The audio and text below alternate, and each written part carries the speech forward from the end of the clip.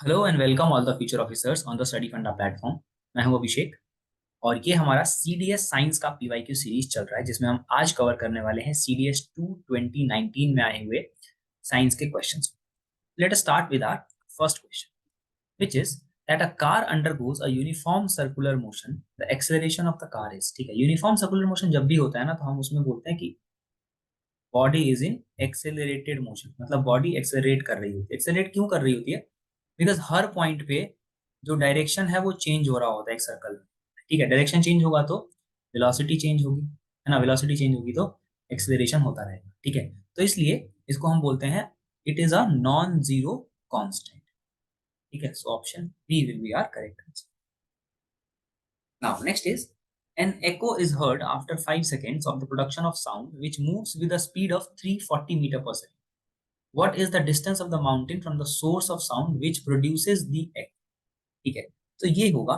अब इसमें क्या होता है कि हमें एक वेव शुरू हुई, यहां से गई, माउंटेन पे टकराई और वापस आई। ठीक है, ऐसा तो उसने जो डिस्टेंस डी था वो जाते हुए भी कवर किया और आते हुए भी कवर किया, तो ये हो जाएगा 2D। ठीक है, और हमें निकालना है डिस्टेंस, तो डिस्टेंस का फॉर्मूला होता है स्पीड इंटू टाइम।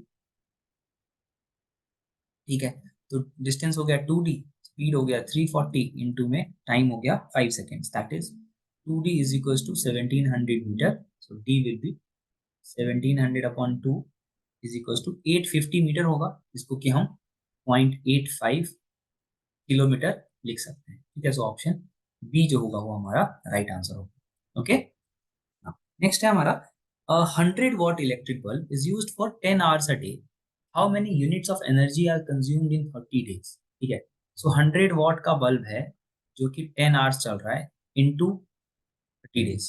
ठीक है, ऐसा चल रहा है, तो इसका मतलब कितनी एनर्जी यूज हुई। सो यहाँ पे 100 इंटू 10 हो जाएगा 1000 और इंटू 30 तो ये हो जाएगा 30,000 watt आवर। ठीक है, इसको डिवाइड कर देंगे अगर हम 1000 से, ये निकल करके आएगा 30 किलो वाट आवर, मतलब 30 यूनिट्स, क्योंकि 1 किलो वाट आवर का मतलब होता है 1। ठीक है, सो ऑप्शन सी जो होगा हमारा सही होगा। किलोवाट आवर को हम क्या बोलते हैं, तो कमर्शियल यूनिट ऑफ एनर्जी भी बोलते हैं।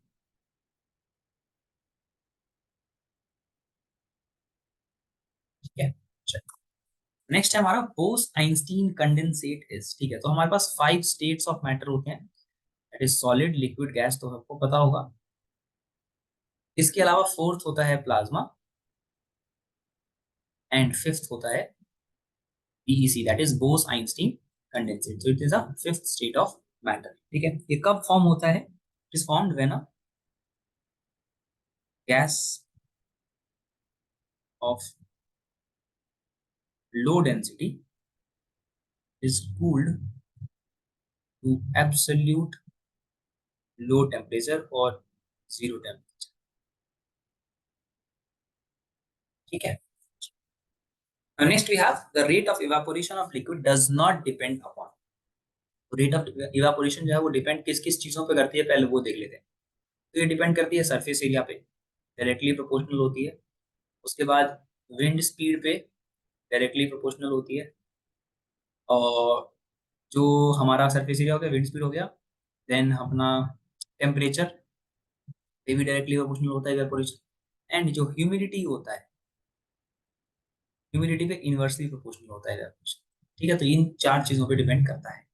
अब यहाँ पे आप देखोगे मास ऑप्शन है जो कि आंसर है।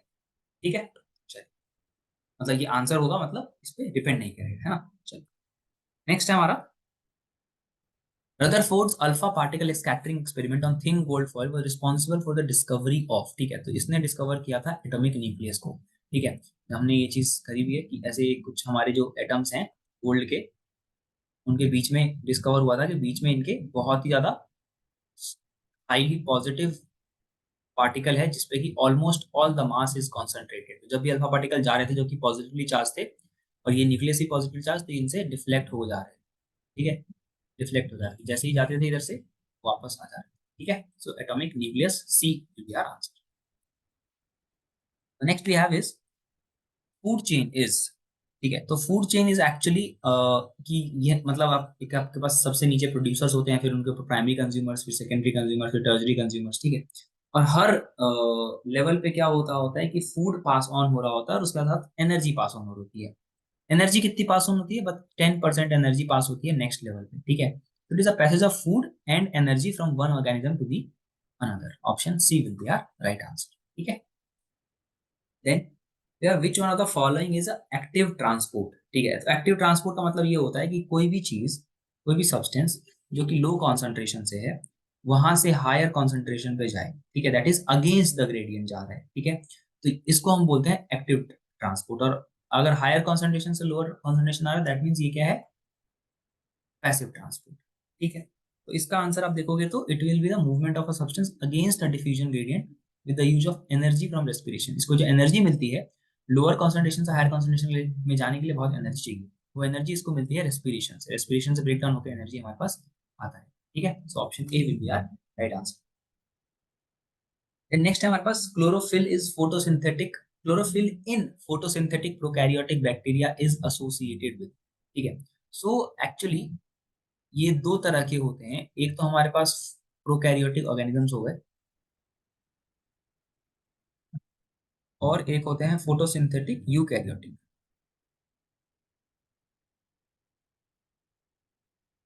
ठीक है। तो जो यूकैरियोटिक होते हैं उसमें ये क्लोरोफिल एसोसिएटेड रहता है प्लास्टिड के साथ, और जो फोटोसिंथेटिक प्रोकैरियोटिक है इसमें होगा हमारा मेम्ब्रेन वेसिकल्स के साथ एसोसिएटेड रहता है। सो ऑप्शन बी जो है हमारा इस क्वेश्चन के लिए राइट आंसर होगा। ये चीजें आप दोनों नोट डाउन कर लीजिए, ठीक है। Then we come on to the question, which is which one of the following organism is responsible for sleeping sickness, ठीक है। स्लीपिंग सिकनेस के लिए जो हमारे पास ऑर्गेनिज्म है रिस्पॉन्सिबल वो होता है ट्रिपानोसोमा, ठीक है, which is responsible for your sleeping sickness. Other than that जैसे कि लिशमेनिया है, इसमें इसकी वजह से होता है लिशमैनियासिस।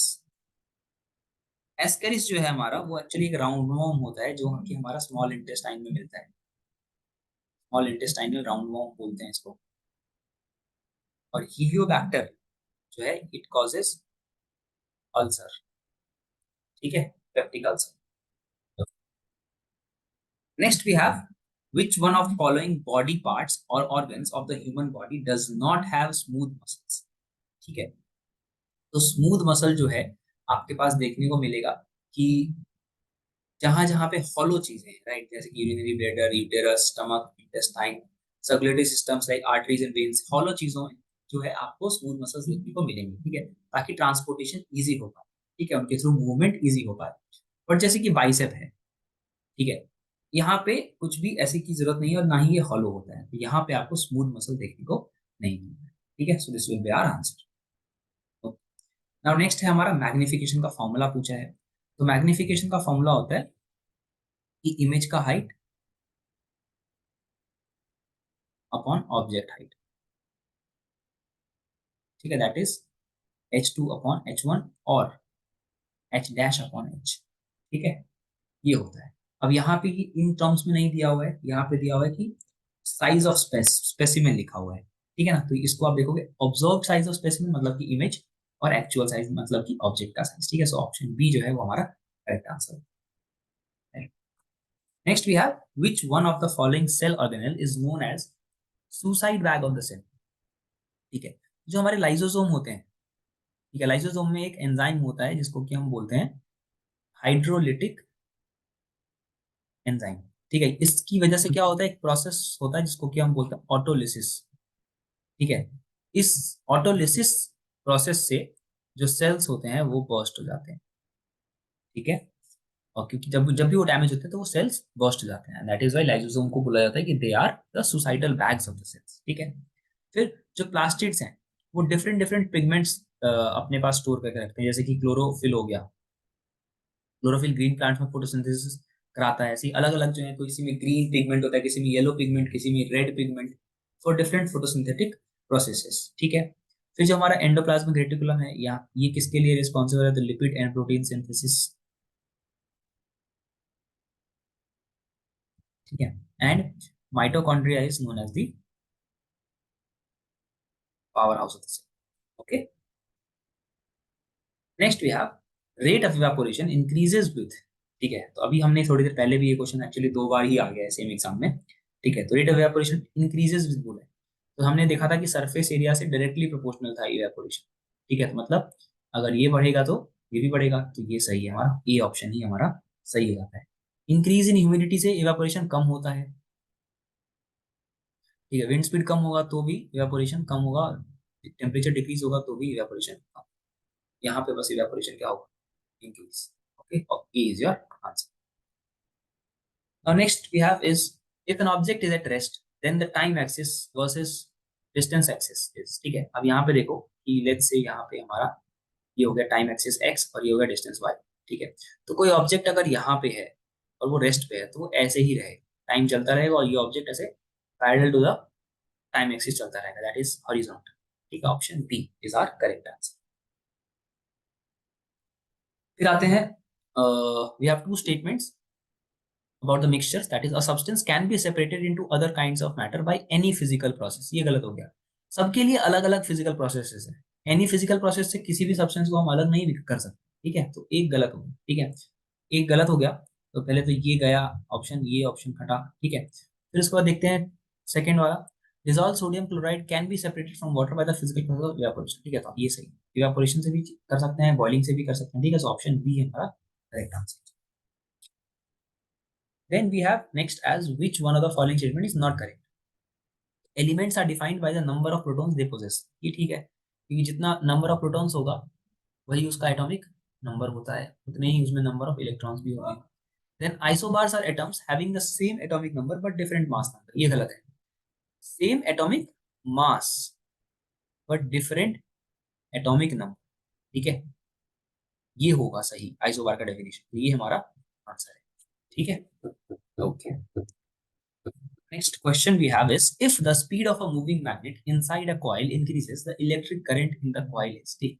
अब जैसे कि हमें सोलेनॉइड वगैरह होता है इलेक्ट्रोमैग्नेट में, अगर हमें वोल्टेज बढ़ाना है तो हम क्या कर सकते हैं, मैग्नेट को फास्ट मूव करेंगे टू एंड फ्रो, ठीक है, कॉइल में टर्न्स ज्यादा ऐड कर देंगे और मैग्नेट का स्ट्रेंथ बढ़ा देंगे, ठीक है, मैग्नेटिक फील्ड, राइट। तो इन सब चीजों से क्या होगा, ऑब्वियसली करंट भी बढ़ जाएगा, ठीक है। So if the speed of moving magnet inside a coil increases the electric current in the coil increases, क्योंकि आपको पता है एक और लॉ भी होता है Ohm's law, that is voltage directly proportional to the current, ठीक है। Okay, next is the frequency in hertz of a note that is 1 octave higher than 500 hertz, ठीक है। अब ऑक्टेव क्या होता है, तो ऑक्टेव एक्चुअली दो पॉइंट्स के बीच का एक इंटरवल है जो कि ये बताता है कि फ्रीक्वेंसी जो पहले पॉइंट पे थी, ठीक है, ये पहला पॉइंट ये दूसरा पॉइंट, तो बीच में जो ऑक्टेव है वो फ्रीक्वेंसी जो पहले पॉइंट पे थी वहां से अगले सेकेंड पॉइंट पे जो फ्रीक्वेंसी होगी वो ट्वाइस होगी, twice the frequency at the first, ठीक है, ये होगा। और इसको बताने के लिए हमारे पास फॉर्मूला होता है एक, which says log f2 by f1 these are the frequencies upon log 2 is equal to 1, ठीक है। तो इसको हम लिख सकते हैं log f2 by f1 is equal to log 2, ये कैंसिल हो जाता है तो बचता है हमारे पास f2 is equal to 2f1, ठीक है। दैट मीन्स f2 का मतलब 2 इंटू 500, तो f2 आ जाएगा 1000 हर्ट्ज, ठीक है। So option C is your answer. Okay, next we have which one of the following is mono atomic. Mono atomic का मतलब जो फ्री स्टेट में सिंगुलर एटम की तरह एग्जिस्ट करता है, ठीक है। तो जितने भी हमारे ये नोबल गैसेस हैं, helium, neon, argon, krypton, xenon, टॉन, ये सभी क्या है हमारे मोनो एटॉमिक होते हैं, ठीक है। तो इसमें हमारा हीलियम आंसर हो जाता है, ठीक है। उसके जैसे हाइड्रोजन है वो H2 में मिलेगा, सल्फर आपको S2S8 में भी मिलता है, ठीक है। फॉस्फोरस जनरली P4 में मिलता है। इसके अलावा कुछ डायटोमिक हैं जैसे कि nitrogen, oxygen, fluorine, chlorine, iodine, bromine, जितने भी हैलोजन फैमिली है ये तो हमेशा आपको डायटोमिक, ये भी याद रखना, ठीक है। Next we have in graphite each carbon atom is bonded to three other carbon atoms following a three-dimensional structure, same plane giving a hexagonal array, ठीक है। So basically जो ग्रेफाइट होते हैं ये हमारे हेक्सागोनल स्ट्रक्चर के होते हैं और इसमें ये अलग अलग लेयर्स होते हैं, ठीक है। सो इसमें जो अपना आंसर होगा वो हो जाएगा option B, in the same plane giving a hexagonal array. और जो डायमंड होता है वो टेट्राहेड्रन, थ्री डायमेंशनल टेट्राहेड्रन, ठीक है, याद रखना। Okay, next we have soap solution used for cleaning purpose appears cloudy, this is due to the fact that, ठीक है। तो बेसिकली ना जो सोप सॉल्यूशंस होते हैं वो लाइट को स्कैटर कर देते हैं, ठीक है, इनका पार्टिकल का साइज इतना होता है कि ये स्कैटर कर सकते हैं, ठीक है। बड़े कोलोइडल पार्टिकल जिससे होते हैं, इस वजह से ये क्या करता है, क्लाउडी दिखता है।